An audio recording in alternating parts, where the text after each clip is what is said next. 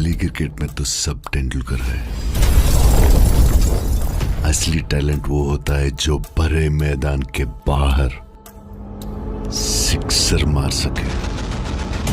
प्रभास आज ये नाम इतना बड़ा हो गया है कि लोग इसका सीधा टक्कर बॉलीवुड के सुपरस्टार से करवा देते हैं। जब भी इस बंदे की मूवी रिलीज होती है तो थिएटर के बाहर रात के 2 बजे से लाइन लगनी शुरू हो जाती है। प्रभास की अच्छी मूवीज तो तबाही मचाती ही है, पर उनकी फ्लॉप और डिजास्टर मूवीज का कलेक्शन भी कई सुपरहिट मूवीज के कलेक्शन से ज्यादा होता है। ओवरऑल बात यह है कि आज इस बंदे का स्टारडम इतना बड़ा हो गया है कि इसका नाम बस किसी मूवी से जुड़ता है कि ऑडियंस मैं फर्स्ट करते हुए सिनेमा घर पहुंच जाती है। लेकिन हमेशा से ऐसा नहीं था। एक टाइम था जब प्रभास की फिल्में हिंदी ऑडियंस तो छोड़ो, साउथ की ऑडियंस भी पसंद नहीं करती थी और प्रभास का नाम एक फ्लॉप एक्टर में गिना जाता था। तो आज इस वीडियो में हम जानेंगे कि कैसे एक फ्लॉप एक्टर बना इंडिया का first pan India star and journey of Prabhas from beginning, और इनकी अपकमिंग फिल्मों के बारे में भी बात करेंगे। तो प्रभास का पूरा नाम है उपलापति वेंकटा सूर्य नारायण प्रभास राजू। इनका जन्म 23 अक्टूबर 1979 में मद्रास यानी कि आज के चेन्नई में हुआ था।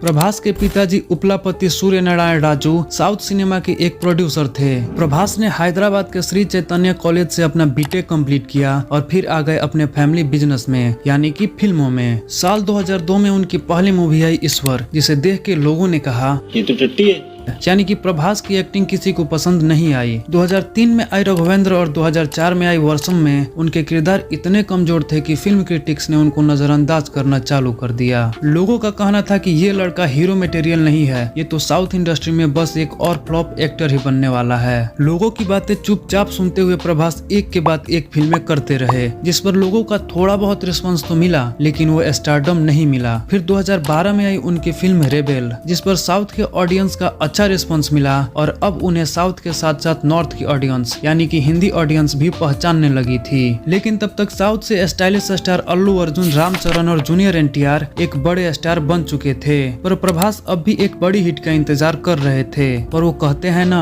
The longer you wait the better you get, यानी कि इंतजार जितना लंबा होता है सफलता उतनी बड़ी मिलती है। तो अब यहाँ साल 2011 से ही प्रभास की किस्मत करवट लेना शुरू कर चुकी थी, जब producer and director S S. Rajamouli अपनी बाहुबली प्रोजेक्ट को लेकर प्रभास के पास गए। लेकिन ये सफर प्रभास के लिए उतना आसान नहीं था, क्योंकि राजामौली का शर्त था कि तुम इस मूवी के शूटिंग से लेकर रिलीज तक किसी और मूवी को साइन नहीं करोगे और ना ही किसी सोशल मीडिया पर कोई पोस्ट करोगे, और ये मूवी बनने में लगभग 5 साल का समय लगेगा। 5 साल यानी कि पूरे 1825 दिन। जहां अक्षय कुमार अपनी फिल्मों को 50 से 60 दिन में निपटा देते हैं, शाहरुख खान और रणबीर कपूर जैसे स्टार 120 से 150 दिन लेते हैं, वहीं प्रभास को पूरे 1825 दिन देने थे। अब जाहिर सी बात है कि प्रभास के जगह और कोई एक्टर होता तो वो मूवी को छोड़ देता कि 5 साल अगर मेरी कोई मूवी नहीं आएगी, मैं कहीं दिखूंगा नहीं, तो लोग मुझे भूल जाएंगे, फिर मेरी मूवी कैसे चलेगी। लेकिन प्रभास ने ये रिस्क लिया, क्योंकि प्रभास का मानना था मैं जिस डायरेक्टर के साथ काम कर रहा हूँ वो डायरेक्टर इतिहास बदलने का दम रखते हैं। राजामौली के विजन पर प्रभास को पूरा भरोसा था। फिर साल 2015 में रिलीज हुई मूवी बाहुबली द बिगिनिंग, जिसने आते ही सारा रिकॉर्ड तोड़ दिया, और इस मूवी ने 600 करोड़ का वर्ल्ड वाइड कलेक्शन किया। और सबके जुबान पर बस एक ही सवाल था कि कटप्पा ने बाहुबली को क्यों मारा। लेकिन असली कमाल तो तब हुआ जब साल 2017 में रिलीज हुई प्रभास की मूवी बाहुबली 2, जिसने बॉक्स ऑफिस के सारे रिकॉर्ड तोड़ दिए और इंडिया की हाईएस्ट क्रॉसिंग मूवी बन गई। और इस फिल्म ने 1810 करोड़ का कलेक्शन करके सबको चौंका दिया।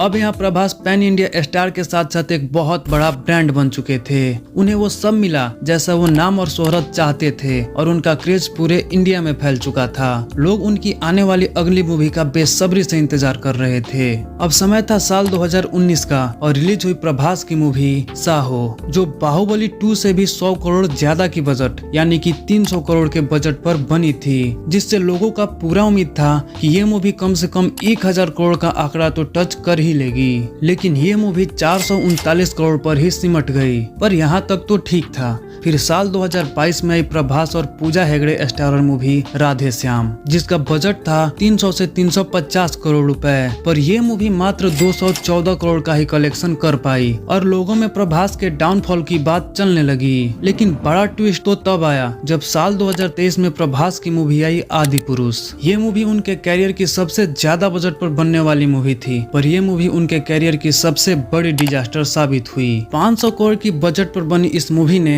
मात्र 350 करोड़ रुपए का कलेक्शन किया। इस मूवी को ऑडियंस ने बहुत ज्यादा हेट दिया और इसके डायरेक्टर, डायलॉग राइटर और एक्टर्स को लोग जम के ट्रोल कर रहे थे। लेकिन इन सब में एक बात अच्छी थी कि प्रभास को कोई ट्रोल नहीं कर रहा था। सबका कहना था कि ये बॉलीवुड वाले ही मिलकर प्रभास का कैरियर बर्बाद करना चाहते हैं और लोग प्रभास की अपकमिंग मूवी सलार और कल की 2898 AD का इंतजार करने लगे। फिर 2023 में ही प्रभास की मूवी रिलीज हुई सलार, जिससे प्रभास का तगड़ा कमबैक हुआ और 270 करोड़ के बजट पर बनी इस मूवी ने 700 करोड़ का कलेक्शन कर लिया। और फिर उसके बाद 2024 का वो दिन आया जिसका सब बेसब्री से इंतजार कर रहे थे, यानी कि 9 मई 2024 को रिलीज हुई प्रभास की मूवी कल की 2898 AD, जिसका कुछ सो कॉल्ड पेड क्रिटिक्स बुरा रिव्यू दे रहे थे, मूवी को स्लो बता रहे थे। लेकिन ऑडियंस ने उन क्रिटिक्स को कहा चल लोगों ने इस मूवी पर खूब प्यार लुटाया और 600 करोड़ की बजट पर बनी फिल्म ने वर्ल्ड वाइड 1200 करोड़ का कलेक्शन कर लिया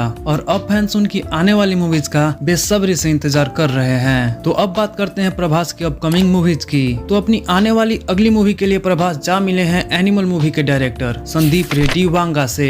संदीप रेड्डी वांगा जिसने एक चॉकलेटी बॉय को एनिमल बना दिया, तो सोचिए ड्रैगन कहे जाने वाले प्रभास को क्या ही बना देंगे। संदीप रेड्डी वांगा के डायरेक्शन में बन रही मूवी स्प्रिट में प्रभास एक पुलिस वाले के किरदार में नजर आएंगे और इसमें एनिमल से भी ज्यादा वायलेंस होगा। 300 करोड़ के बजट पर बन रही इस मूवी के लिए वांगा ने कहा है कि ये मूवी एनिमल से भी ज्यादा बड़ी हिट होगी। तो आपको क्या लगता है? Let us to know in the comment. Spirit movie की शूटिंग इसी साल नवंबर में शुरू होगी, जो हमें 2026 के आसपास देखने को मिल सकती है। और प्रभास की आने वाली दूसरी मूवी है राजा साहब। ये मूवी एक हॉरर कॉमेडी जॉनर की मूवी होगी और आजकल हॉरर कॉमेडी मूवीज बहुत ज्यादा चल रही है। इस लिस्ट में प्रभास की अगली मूवी है सलार पार्ट 2, जिसमें हमें ये जानने को मिलेगा कि आखिर दो जिगरी दोस्त एक दूसरे के कट्टर दुश्मन कैसे बने। और इस लिस्ट की अगली मूवी है कल की पार्ट 2। अब कल की मूवी की बेहतरीन स्टोरी लाइन और अमेजिंग VFX को देखने के बाद फैंस कल की पार्ट 2 का बेसब्री से इंतजार कर रहे हैं। तो ये थी प्रभास की फर्स्ट से लेकर अर्श तक जाने की जर्नी। अगर प्रभास की जर्नी पसंद आई हो तो वीडियो को लाइक कीजिए, दोस्तों के साथ शेयर कीजिए और कमेंट करके बताइए कि आगे आप किस स्टार का जर्नी देखना चाहते हैं। तो ऐसे ही बेहतरीन वीडियोस को देखने के लिए चैनल को जरूर सब्सक्राइब कर लीजिए।